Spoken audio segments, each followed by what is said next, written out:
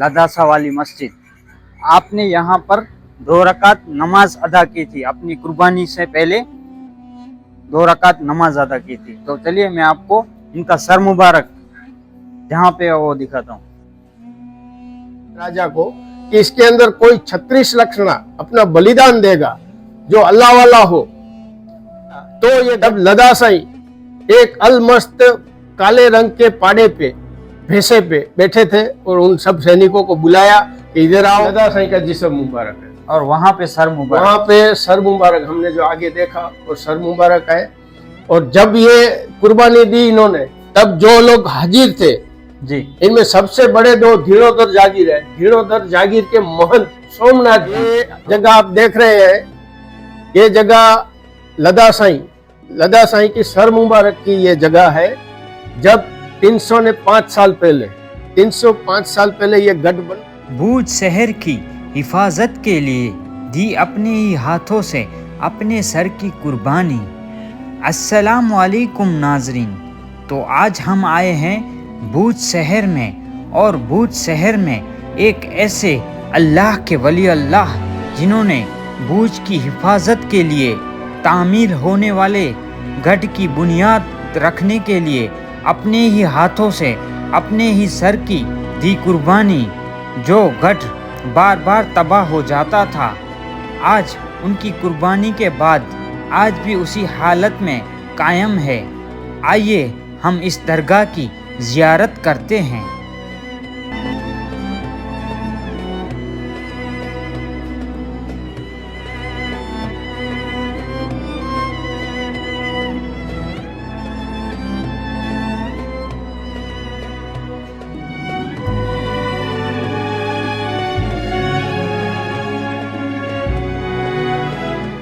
अस्सलाम वालेकुम नाजरीन। तो फिर से एक नए ब्लॉग और नए वीडियो के साथ आज हम आए हैं भूज शहर, और भूज शहर में ये पटवाड़ी इलाके से पहचाना जाता है, पटवाड़ी नाका, जहाँ पर एक ऐसे अल्लाह के वली जिन्होंने भूज शहर की हिफाजत के लिए अपनी कुर्बानी दी थी, वीर शेख लदासा रहमतुल्लाह अलैह की मज़ार पाक पर। तो चलिए हम आपको वो गढ़ भी दिखाते हैं जिनके लिए अपनी कुर्बानी दी थी। नाजरीन देखिए, ये वही गढ़ है जिनके लिए अपनी कुर्बानी दी थी। इसकी बुनियाद रखने के लिए आपने अपना सर मुबारक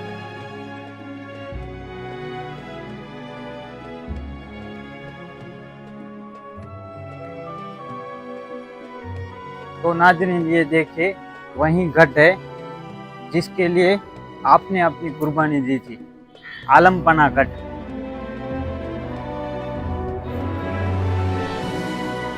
इसकी बुनियाद रखने के लिए आपने अपनी कुर्बानी दी थी भूज शहर की हिफाजत के लिए।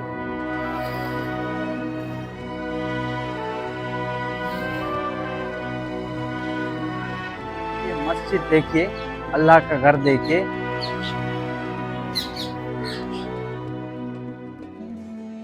ये मस्जिद शेख लदासा पीर रहमतुल्लाह अलैह के नाम से ही पहचानी जाती है, लदासा वाली मस्जिद।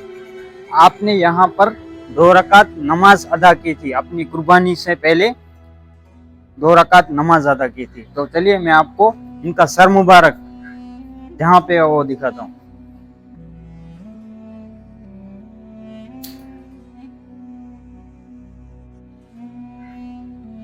यहाँ पर आपका सर मुबारक है।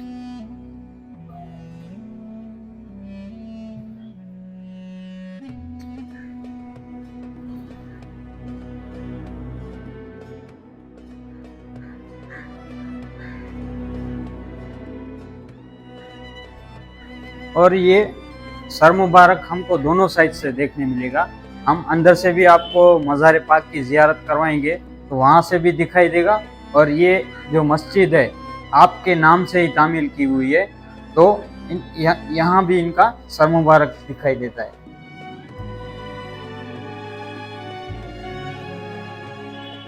ये वही गढ़ है जिसको बनाते तामील करते और गिर जाता, बनाते तामील करते और गिर जाता। फिर किसी फकीर साधु संत ने कहा कि यहाँ किसी की कुर्बानी चाहिए तभी ये बन पाएगा। फिर इसकी बुनियाद रखी गई। आपने अपनी कुर्बानी दी।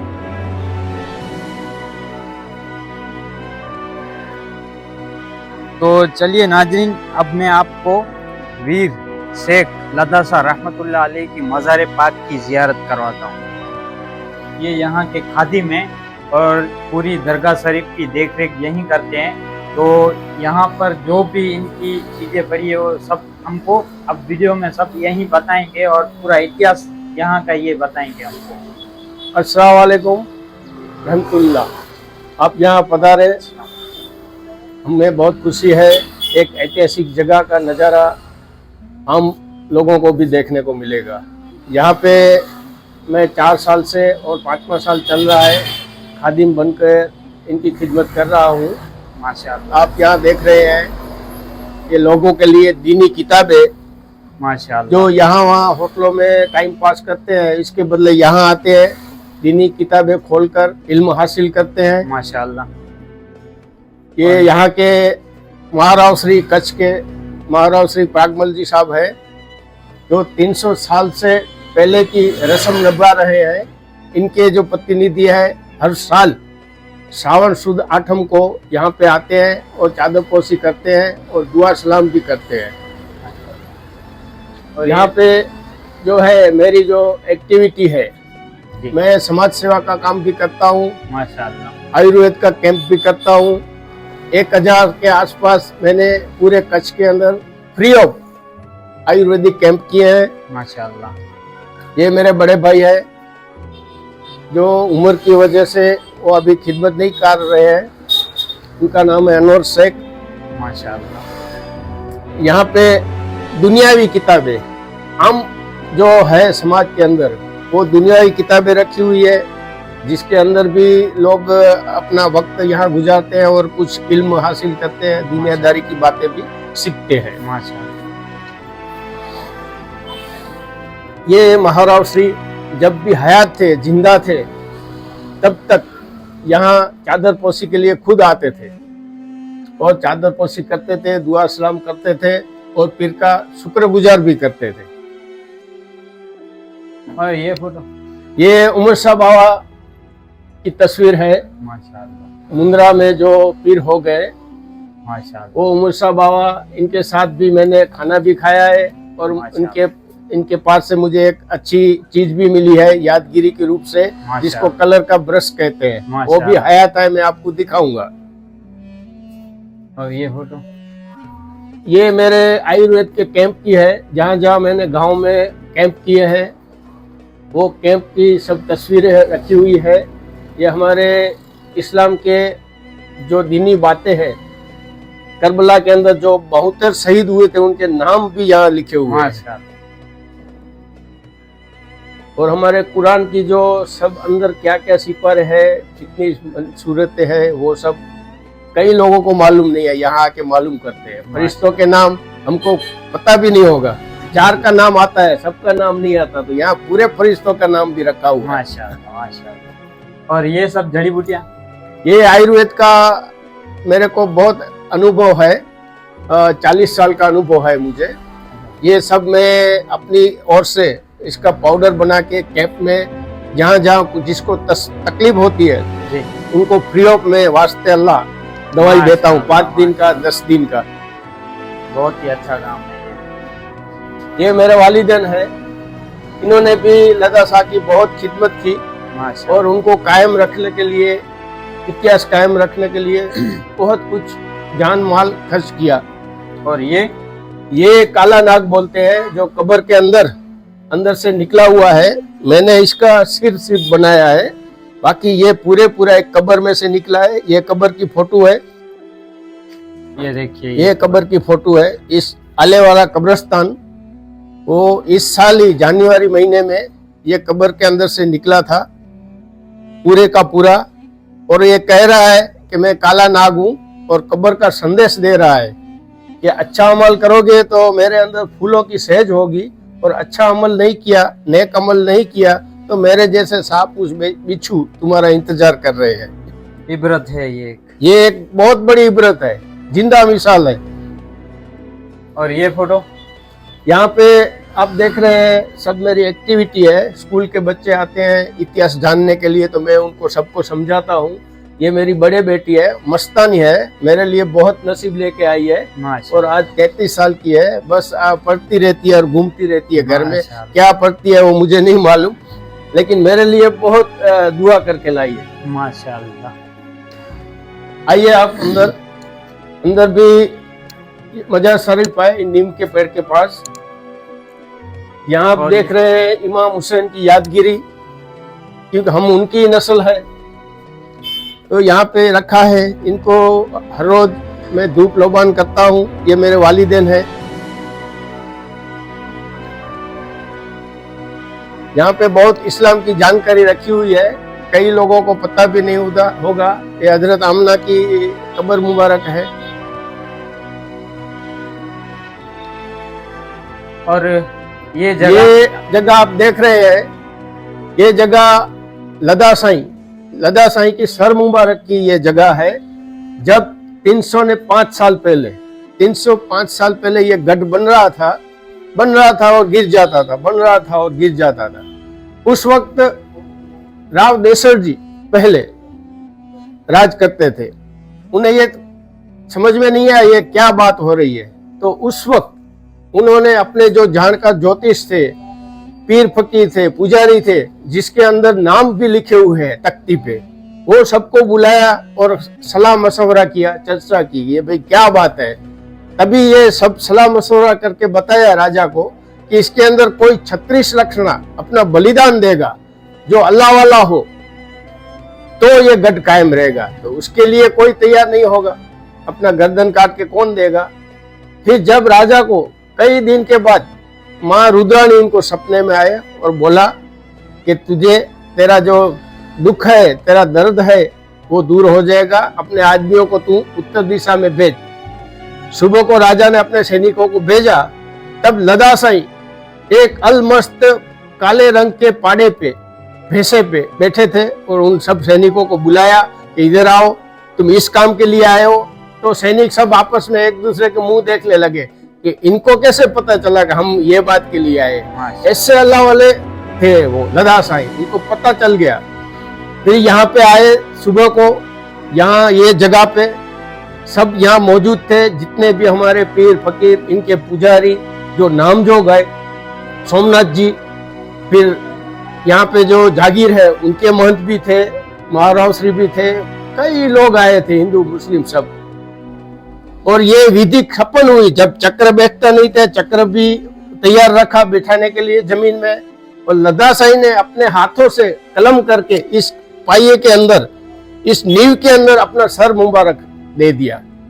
यहाँ पे सर मुबारक दिया, सब जय दोष हुआ और अल्लाह वाले थे यहाँ पे चल के अपने पैरों पे वहां फिर गिर गए। उनका जो धड़ मुबारक है, जिस्म मुबारक, धड़ मुबारक, वो वहां पे है। इनका जिस्म मुबारक यहाँ पे है। आप आइएगा थोड़ा, यहाँ पे हम देख ले।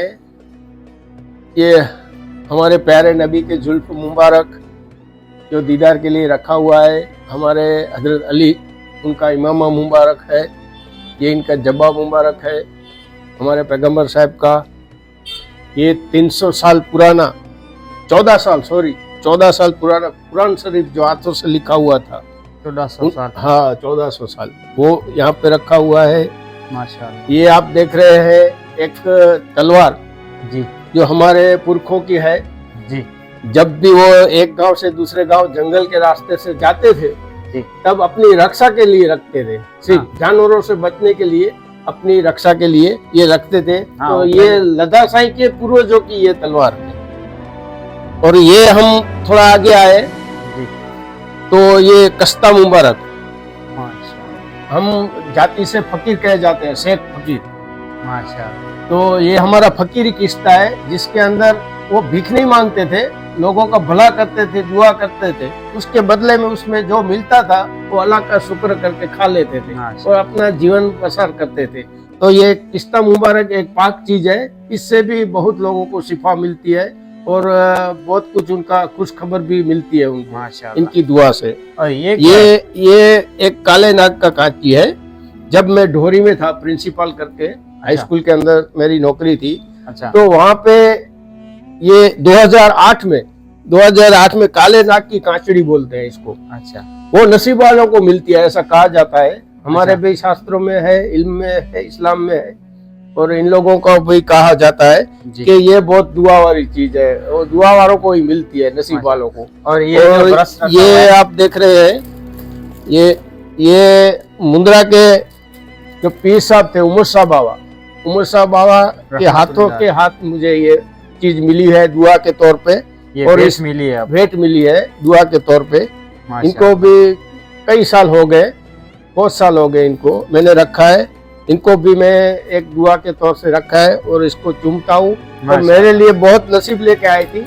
तब मैं एक मजूरी काम करता था, पेंटिंग काम करता था, और अल्लाह के फजल से, इनकी दुआ से मैं प्रिंसिपल बन के रिटायर हुआ हूँ। 9वीं कक्षा से 12वीं कक्षा तक, लास्ट में 10वीं। तो हम बात कर रहे थे जिस्म मुबारक की, जी। तो ये लदा साईं का जिस्म मुबारक है। ये लदा साईं का जिस्म मुबारक यहाँ पे रखा हुआ है। ये इनके भाई तमाची सा, इनका ये इनके एक भाई आस्थाना रखा है, अच्छा आस्थाने के दौर पे रखा है। इनके अच्छा। भाई है तमाची सा। जी। असल में इनकी मजार नौखणिया गांव है। अच्छा नौखणिया गांव के पास वो सोए हुए हैं। नौखड़िया। नौखणिया, हाँ। रुद्राणी जागीर से आगे रुद्राणी डैम है, डैम के पास में नौखणिया गांव है। नौखणिया गांव के पास ये तमाची शाह सोए हुए हैं। और 2 भाई सुमरासर शेखवाली में, जो महाराव ने हमें ग्रास में दिया था, सुमरासर शेखवाली कहा जाता है, अच्छा वो आज भी मौजूद है। उनके 2 भाई बुड्ढा पीर और बामरिया पीर, जिनको आयर कौम बहुत मान रही है, और मीठी खीर बनाते हैं हर साल, और बहुत उर्स में लोग जमा होते हैं। अच्छा तो इनके ये सिर मुबारक का दर्जा है, रखा हुआ है निशानी के तौर पे दोनों भाई के। अच्छा ये दोनों भाई के सिर मुबारक है, हम देख रहे हैं। ये लदा साईं का सिर मुबारक का निशान है, हाँ। आस्थाना है। ये तमाची शाह का आस्थाना है। अच्छा तो चारों भाई की जहाँ पे जगह है, वो चारों भाई के निशानी के रूप से ऐसे ही बना हुआ है। ये, और ये आपका जिस्म मुबारक है ना? हाँ, ये लदा साईं का जिस्म मुबारक है। और वहाँ पे सर मुबारक। वहाँ पे सर मुबारक हमने जो आगे देखा, और सर मुबारक है। और जब ये कुर्बानी दी इन्होंने, तब जो लोग हाजिर थे, जी इनमें सबसे बड़े 2 धीणोधर जागीर है। धीणोधर जागीर के महंत सोमनाथ जी, वो भी हाजिर थे। और अच्छा। यहाँ पे जो जागीर है, मोटी पोशार जागीर बोलते हैं। अच्छा। मोटी पोशार जागीर के महंत गौर जी, वो भी हाजिर थे।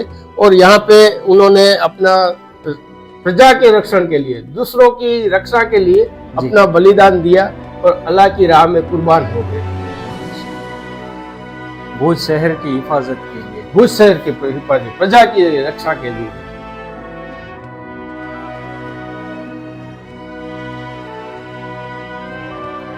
और ये जो घट है जी जिसकी बुनियाद रखी गई, जी, ये क्यों बनाने में आया था? ये इसलिए बनाना जरूरी था कि इससे पहले अहमदाबाद का एक सूबा जिसका नाम केसर खान था, केसर खान जी, वो इस कच्छ का बहुत उसको ऐसा था कि ये सब मालदार प्रजा है यहाँ पे, तो उसको लूटने के लिए वो आया था। अच्छा कच्छ को लूटने के लिए आया था। तब राव देसर जी और शाह मुराद बुखारी में जो सोए हुए है, बुखारी पीर, शाह मुराद वो बुखारी पीर तब हयात थे। तो उनको विनती की कि भाई ये इसको तुम बचा सकते हो हमको।